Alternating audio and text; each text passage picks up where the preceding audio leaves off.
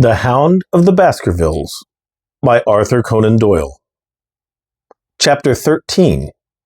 Fixing the Nets.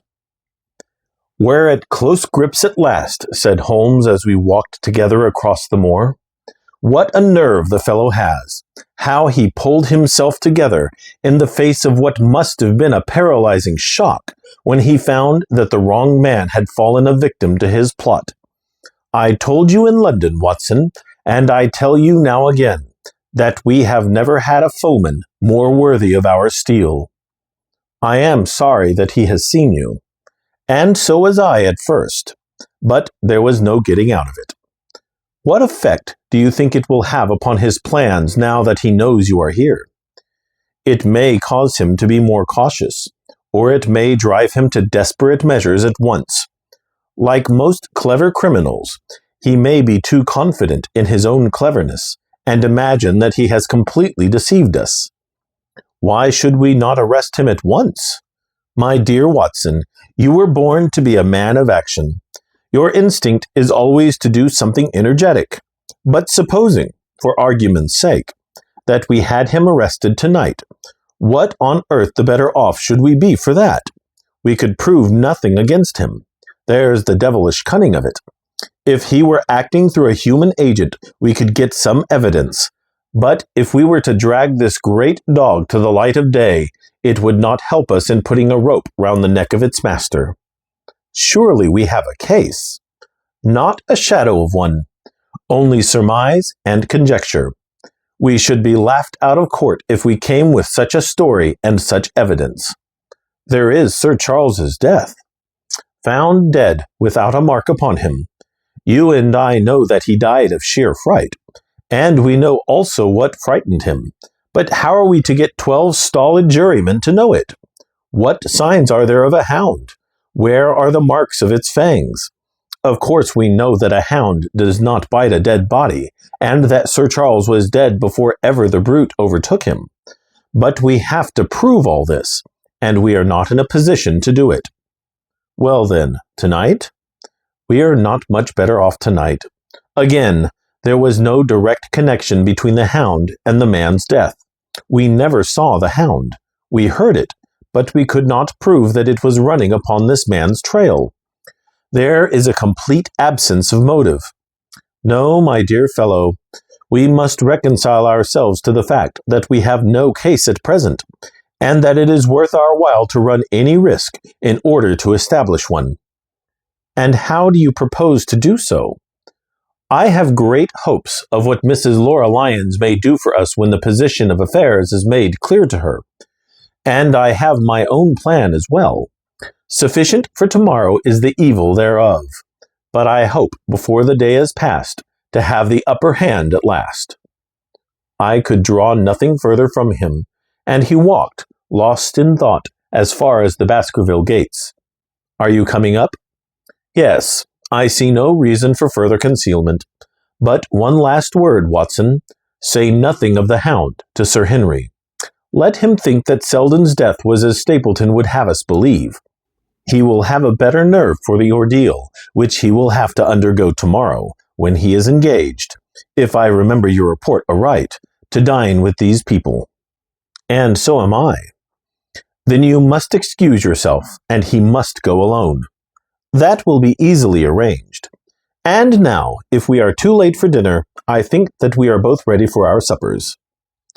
Sir Henry was more pleased than surprised to see Sherlock Holmes, for he had for some days been expecting that recent events would bring him down from London. He did raise his eyebrows, however, when he found that my friend had neither any luggage nor any explanations for its absence.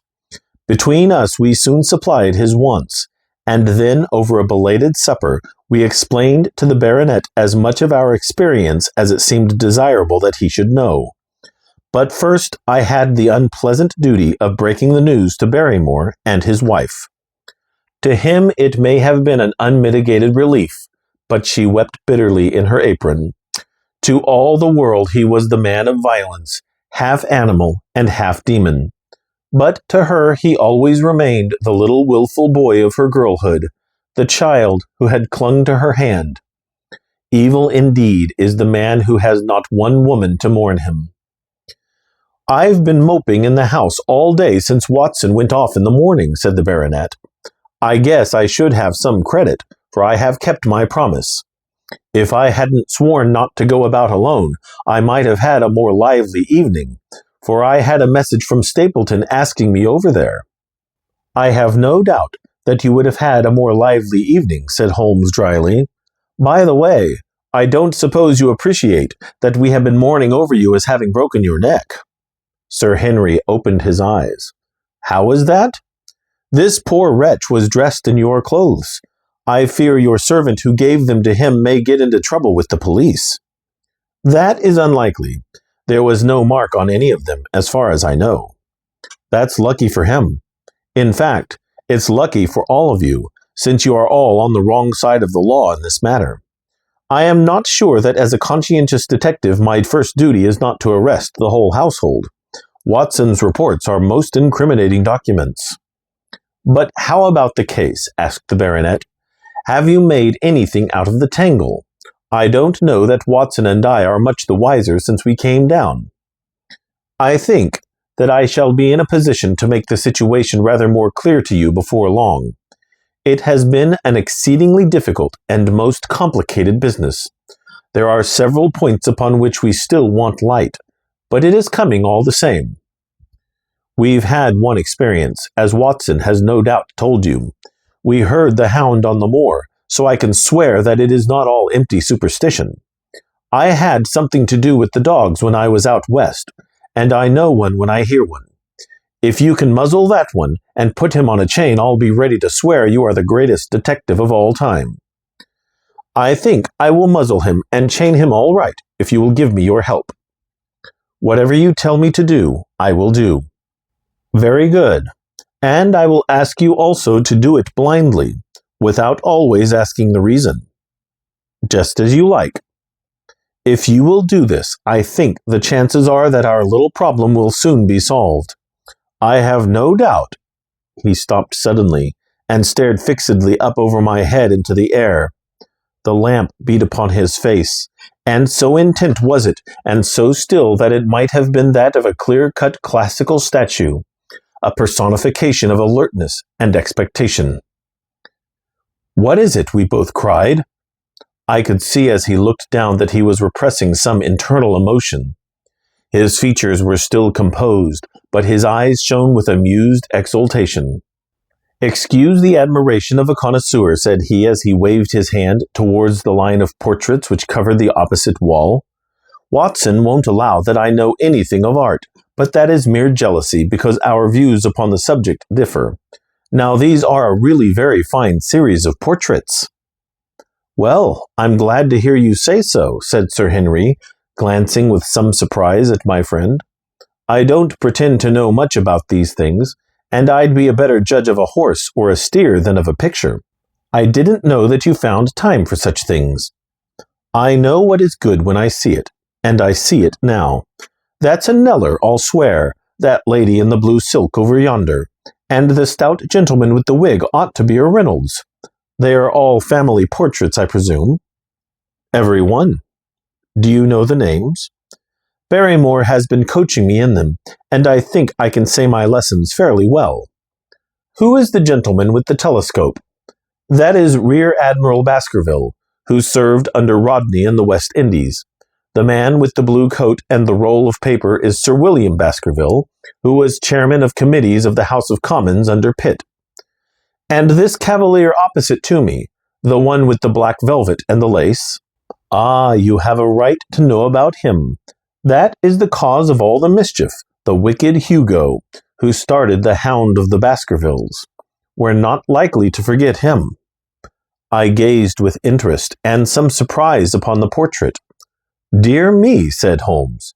He seems a quiet, meek-mannered man enough, but I dare say that there was a lurking devil in his eyes. I had pictured him as a more robust and ruffianly person. There's no doubt about the authenticity, for the name and the date, 1647, are on the back of the canvas.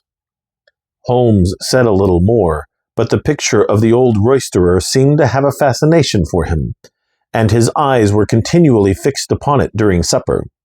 It was not until later, when Sir Henry had gone to his room, that I was able to follow the trend of his thoughts.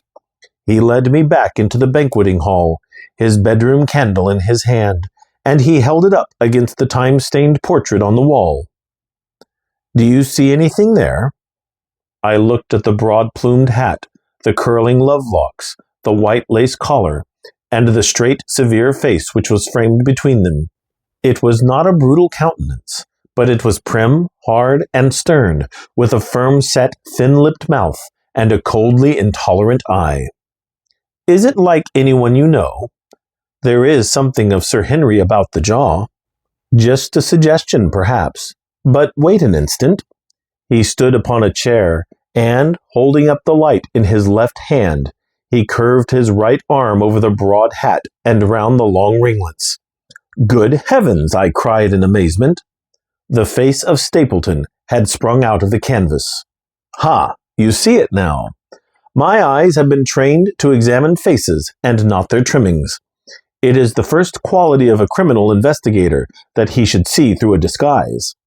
But this is marvelous. It might be his portrait." "Yes, it is an interesting instance of a throwback, which appears to be both physical and spiritual. A study of family portraits is enough to convert a man to the doctrine of reincarnation. The fellow is a Baskerville. That is evident. With designs upon the succession. Exactly. This chance of the picture has supplied us with one of our most obvious missing links. We have him, Watson. We have him, and I dare swear that before tomorrow night he will be fluttering in our net, as helpless as one of his own butterflies. A pin, a cork, and a card, and we add him to the Baker Street collection." He burst into one of his rare fits of laughter as he turned away from the picture. I have not heard him laugh often, and it has always boded ill to somebody.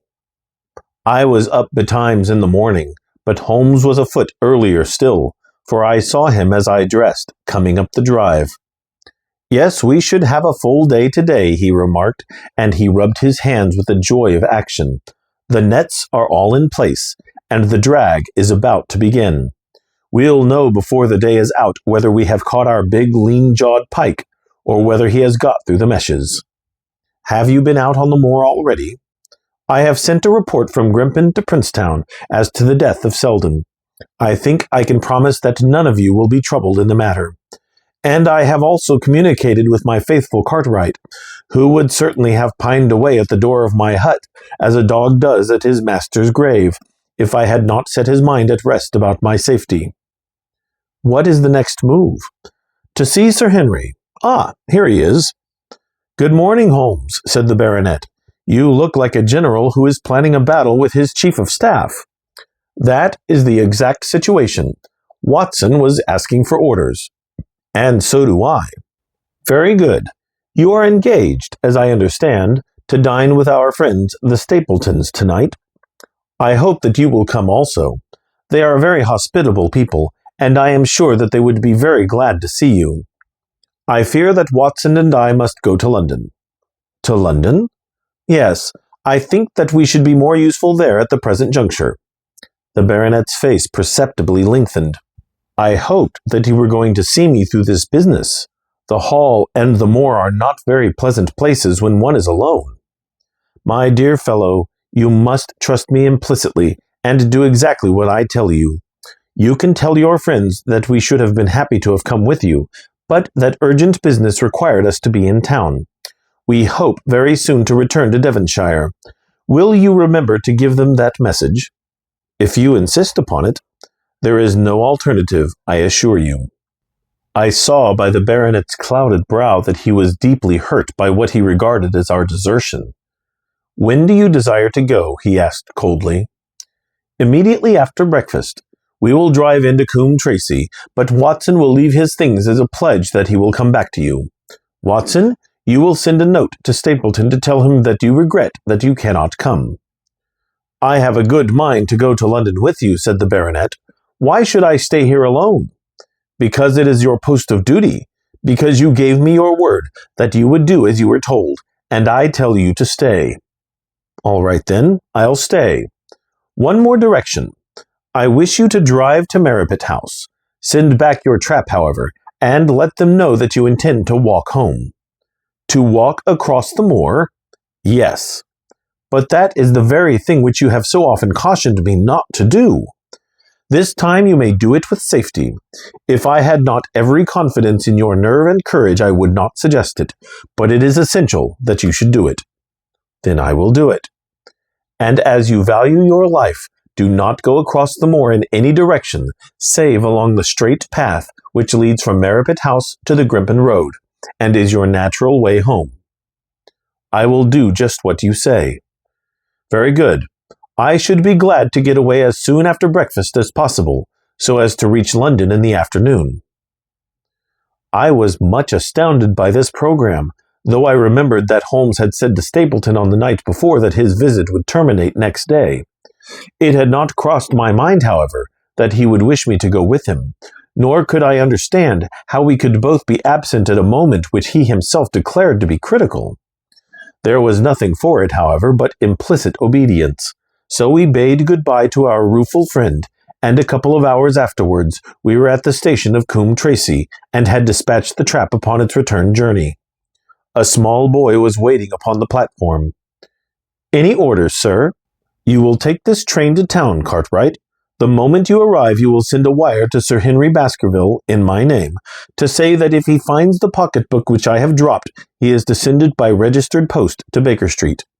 "Yes, sir." "And ask at the station office if there is a message for me." The boy returned with a telegram, which Holmes handed to me. It ran, "Wire received, coming down with unsigned warrant, arrive 5:40, Lestrade." That is an answer to mine of this morning. He is the best of the professionals, I think, and we may need his assistance. Now, Watson, I think that we cannot employ our time better than by calling upon your acquaintance, Mrs. Laura Lyons. His plan of campaign was beginning to be evident. He would use the baronet in order to convince the Stapletons that we were really gone, while we should actually return at the instant when we were likely to be needed. That telegram from London, if mentioned by Sir Henry to the Stapletons, must remove the last suspicions from their minds. Already I seemed to see our nets drawing closer around that lean-jawed pike. Mrs. Laura Lyons was in her office, and Sherlock Holmes opened his interview with a frankness and directness which considerably amazed her. "I am investigating the circumstances which attended the death of the late Sir Charles Baskerville," said he. "My friend here, Dr. Watson, has informed me of what you have communicated, and also of what you have withheld in connection with that matter." "What have I withheld?" she asked defiantly. "You have confessed that you asked Sir Charles to be at the gate at 10 o'clock. We know that that was the place and hour of his death. You have withheld what the connection is between these events." "There is no connection." "In that case, the coincidence must indeed be an extraordinary one. But I think that we shall succeed in establishing a connection after all. I wish to be perfectly frank with you, Mrs. Lyons. We regard this case as one of murder, and the evidence may implicate not only your friend Mr. Stapleton, but his wife as well." The lady sprang from her chair. "His wife!" she cried. "The fact is no longer a secret. The person who has passed for his sister is really his wife." Mrs. Lyons had resumed her seat. Her hands were grasping the arms of her chair, and I saw that the pink nails had turned white with the pressure of her grip. "His wife," she said again. "His wife! He is not a married man." Sherlock Holmes shrugged his shoulders.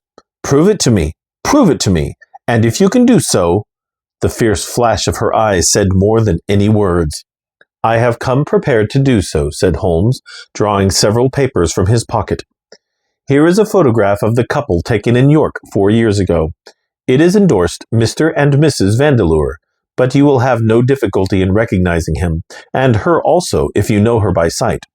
Here are 3 written descriptions by trustworthy witnesses of Mr. and Mrs. Vandeleur, who at that time kept St. Oliver's private school. Read them, and see if you can doubt the identity of these people." She glanced at them, and then looked up at us with the set, rigid face of a desperate woman. "Mr. Holmes," she said, "this man had offered me marriage on condition that I could get a divorce from my husband. He has lied to me, the villain, in every conceivable way. Not one word of truth has he ever told me. And why? Why? I imagined that all was for my own sake, but now I see that I was never anything but a tool in his hands. Why should I preserve faith with him who never kept any with me? Why should I try to shield him from the consequences of his own wicked acts? Ask me what you like, and there is nothing which I shall hold back.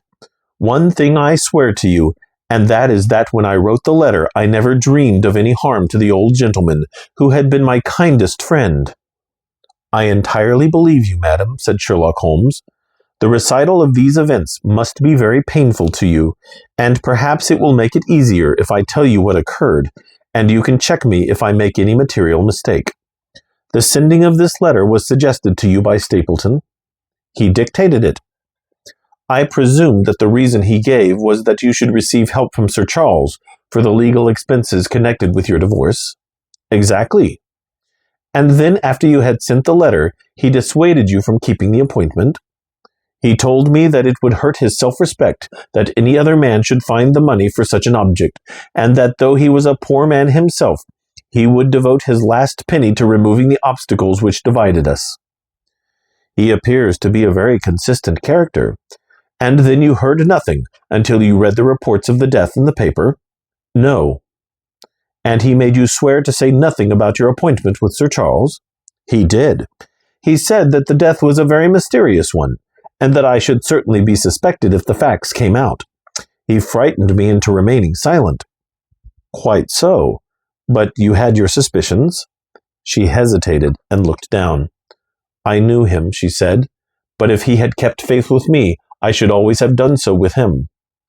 "I think that on the whole you have had a fortunate escape," said Sherlock Holmes. "You have had him in your power, and he knew it, and yet you are alive. You have been walking for some months very near to the edge of a precipice. We must wish you good morning now, Mrs. Lyons, and it is probable that you will very shortly hear from us again. Our case becomes rounded off, and difficulty after difficulty thins away in front of us," said Holmes as we stood waiting for the arrival of the express from town. "I shall soon be in the position of being able to put into a single connected narrative one of the most singular and sensational crimes of modern times. Students of criminology will remember the analogous incidents in Godno, in Little Russia, in the year 66, and of course there are the Anderson murders in North Carolina. But this case possesses some features which are entirely its own. Even now we have no clear case against this very wily man, but I shall be very much surprised if it is not clear enough before we go to bed this night." The London express came roaring into the station, and a small wiry bulldog of a man had sprung from a first-class carriage. We all three shook hands, and I saw at once from the reverential way in which Lestrade gazed at my companion that he had learned a good deal since the days when they had first worked together. I could well remember the scorn which the theories of the reasoner used then to excite in the practical man. "Anything good?" he asked. "The biggest thing for years," said Holmes. "We have 2 hours before we need think of starting. I think we might employ it in getting some dinner, and then, Lestrade, we will take the London fog out of your throat by giving you a breath of the pure night air of Dartmoor. Never been there? Ah, well, I don't suppose you will forget your first visit."